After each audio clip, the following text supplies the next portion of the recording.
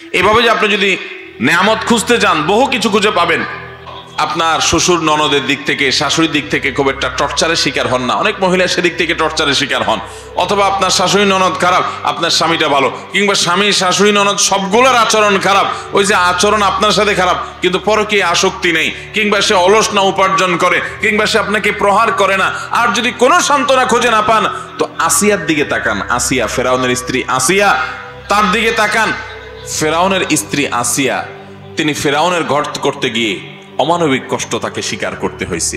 যে জুলুম তাকে করা হয়েছে, যে টর্চার ফিজিক্যালি শারীরিকভাবে তাকে করা হতো শুধুমাত্র ইমানদার হওয়ার অপরাধে, শেষ পর্যন্ত তাকে উত্তপ্ত রোদের মধ্যে ফেলে দিয়ে, তাকে শুলের মধ্যে ফেলে রেখে অত্যন্ত নির্মম ভাবে শরীরে পেরেকের আঘাতে পেরেক পুঁতে মেরে তাকে রক্তাক্ত করে নির্মম ভাবে তাকে হত্যা করা হলো।